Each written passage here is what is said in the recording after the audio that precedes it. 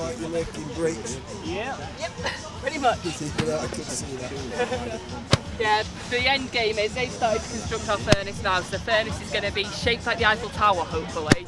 And then tomorrow we're going to fire it up, put some charcoal in it, and then smelt some iron ore is the aim. And hopefully at the end of the day when we crack it tomorrow, there'll be some iron that we've produced.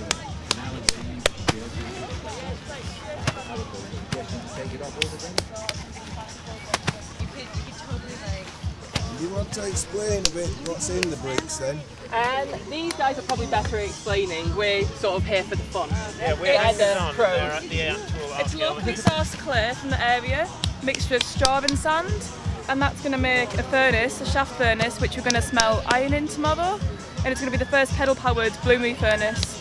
And basically we're going to have a smelt and it's going to produce a bloom of iron, which is then going to be like Smith, which is the heritage of the area for the steel industry and everything. It's how they would have done it in the first stages. Is this how they do it in an Iron Age? Yeah, this is used from the Iron Age medieval period until it then turned into the larger furnaces, which then turned into the blast furnace. So yeah, it's the roots of the steel industry. Yeah. How did the assistant police have got a better chance? It's very kind of like they want museum people, not archaeologists.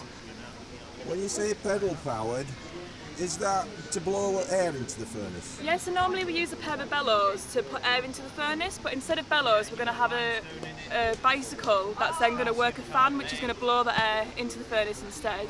So tomorrow we're hoping for lots of volunteers to come pedal and get as much air as possible, and this is going to be a furnace designed as the Eiffel Tower to know the theme of Tour de France. So yeah, it should be really successful and hopefully we'll get a bloom of iron out of it. Lovely, yeah.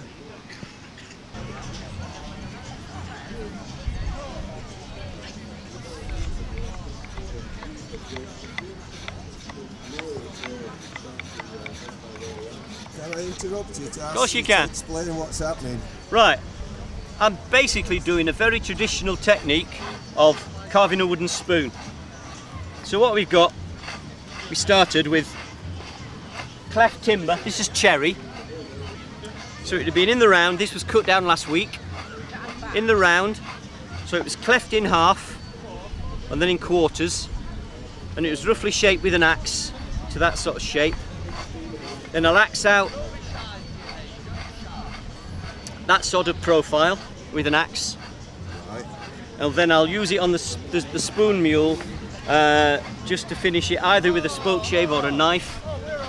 So I can hold it under tension like that, and then I can use both hands for tools, for shaping it, for carving it.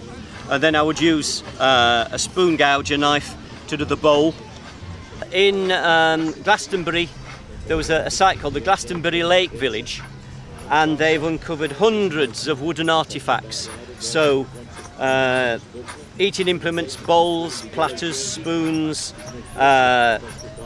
axle hubs for horse and carts, ploughs, that sort of equipment.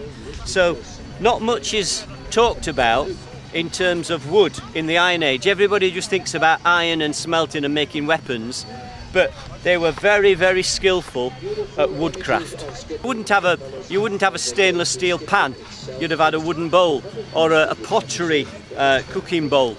But one of the important things was wood carving, green woodcraft, because this is green. It's the best way of carving in wood. It's not as resistant if it's too dry. This was cut down last week. This was cherry. A neighbour of mine was taking a cherry tree down, so she said, "Did I fancy the wood?" I said, "Yes, please." And it carves really well when it's green, so it comes off really nice and smooth shavings. So I'm using a spoke shave. You could do this with a whittling knife as well.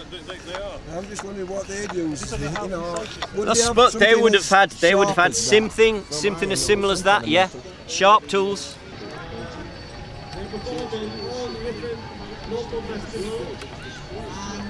Could you perhaps explain what you're doing here, please? Yeah, I'm just using a pole lathe, and I'm making a sort of dagger or a miniature sword.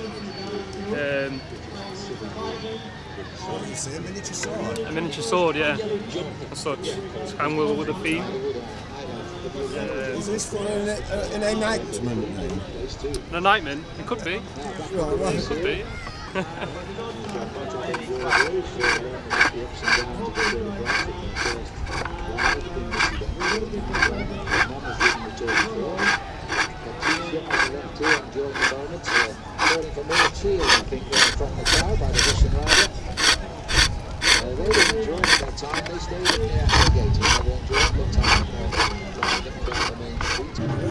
Mihi nomen es Marcus, legionarius sum. Habito en Deva. That means my name's Marcus and I'm a legionary and I live in Deva. I'm part of the 20th Legion and our job is to maintain peace throughout the reign of the Brigantes and collect taxes, of course. Are you dressed in... Yes, when the Romans first came here, they said, they've got trousers on, that's for girls. And then of course after the first British winter, you get trousers on. And they have sandals. And after the first British winter, they started wearing boots. So it's totally practical, yeah. Oh, yeah. A practical gear for your British winter, or in this case, summer day. Thank you very much. You're very welcome, sir.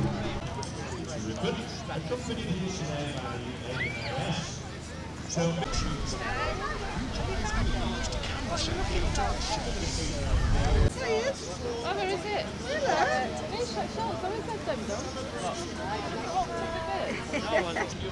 Iron making. Because round here we make loads and loads of steel that we still do.